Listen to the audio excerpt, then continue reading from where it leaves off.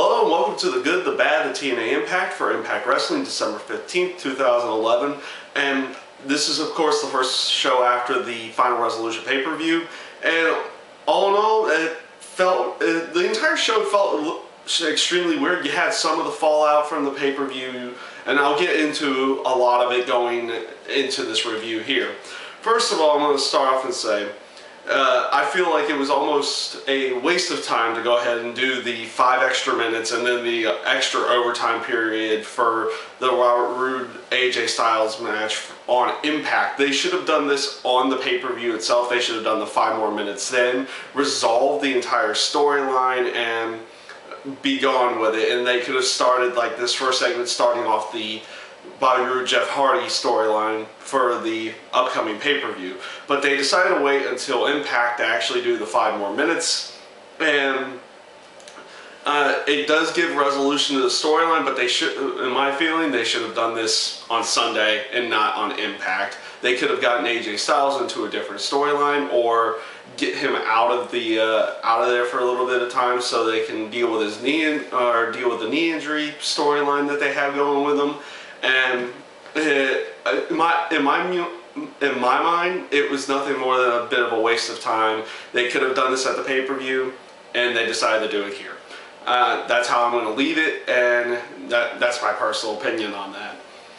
You had a couple of interesting fallouts. You had the fallout of the Pope and Devon from the pay-per-view, where they finally had his sons turn on Devon and side with the Pope, because they decided it's better to be with the Pope than it is to be with their own father at this point in time.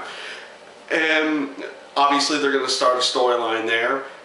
And all in all, it came off pretty well. It wasn't too bad. It wasn't overly great, but it's also somewhat with what you would consider with the lower card right now as well. So it was right, but it was the right way to go for a storyline, but we'll just see where the story goes off. It's kind of, it almost feels like it's kind of a blah storyline, because it's with the lower card at this point in time.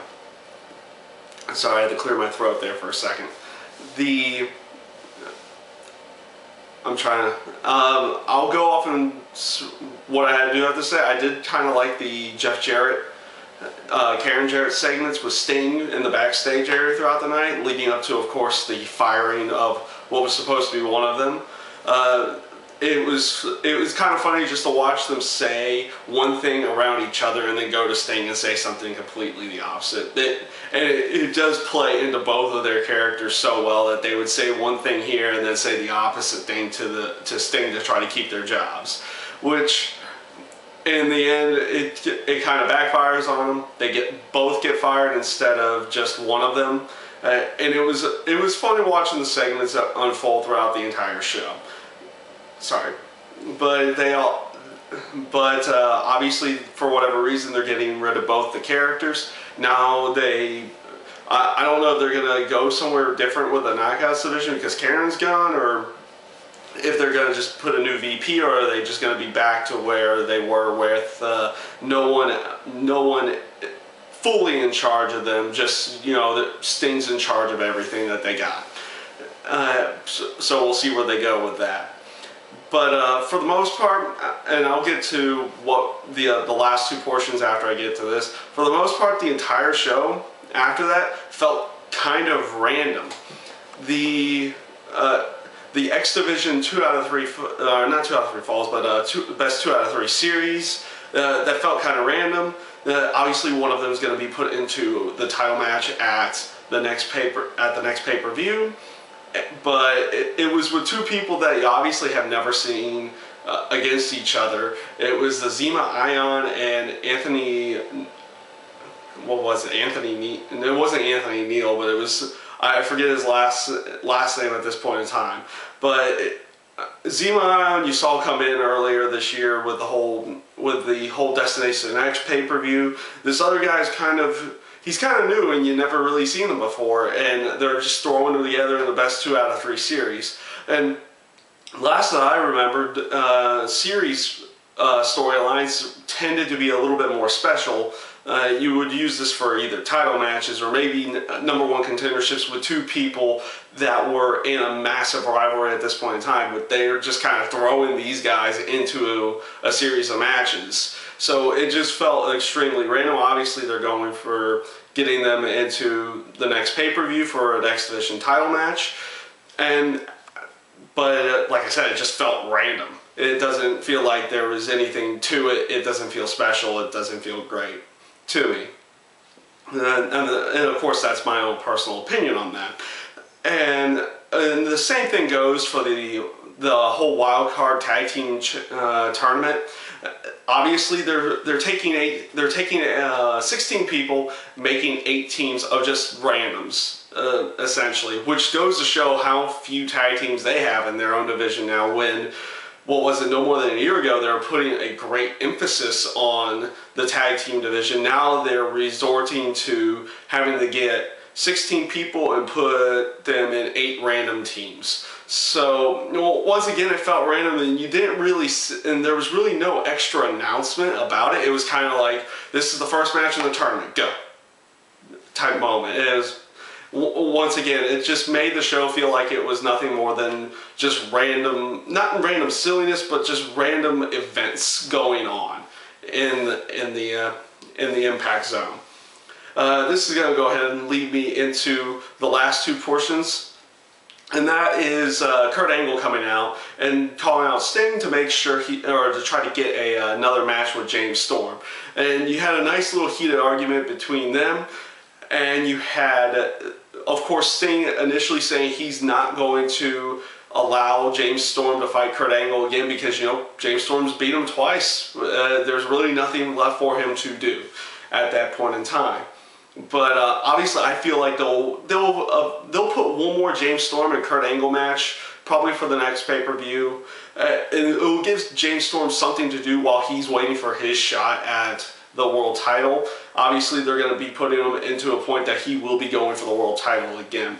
And overall, that segment was extremely well done. Of course, Kurt Angle, Sting are great on the mic and great talking and making storylines with each other.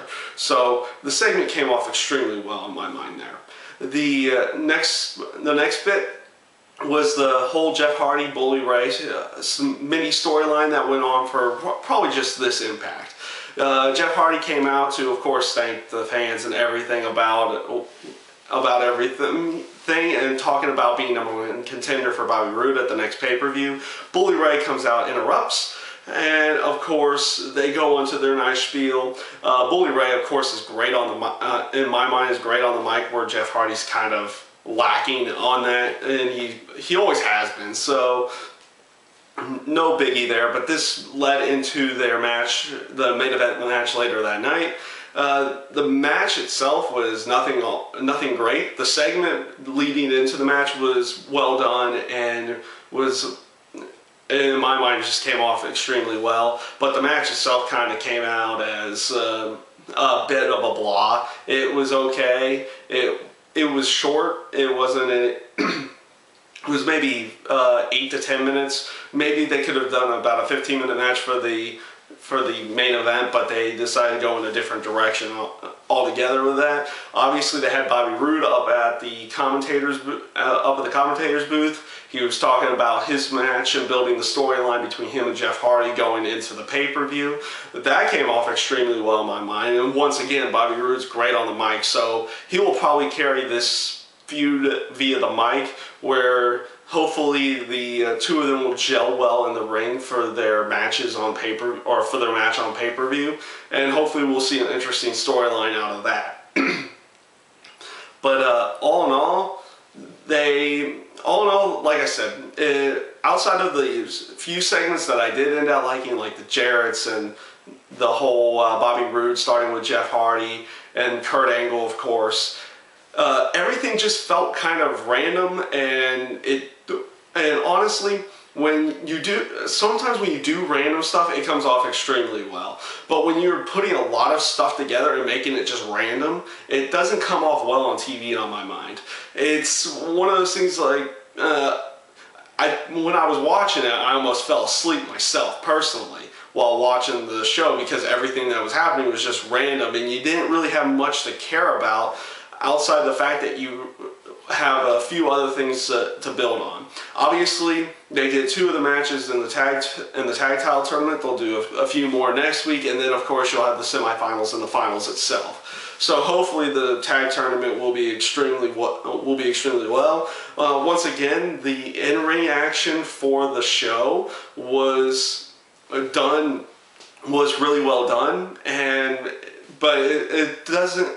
You don't have that good mix of the storyline being good and the in-ring action being good outside of a few certain areas, and that's pretty much where what I'm looking at right now. Is I'm seeing a lot of good in-ring action, but I'm not seeing a good story build to go into it. So all in all, random show. Didn't really feel like it was a very good Impact, but there's always next week, and they can build further along with their storylines. They, of course, are going to build with the tag tournament. They're going to have the next match in the 2 out of 3 series. And yeah, that's pretty much everything that I had from that I've taken from TNA Impact this week. This was the good, the bad, the TNA Impact, and I thank you guys for watching.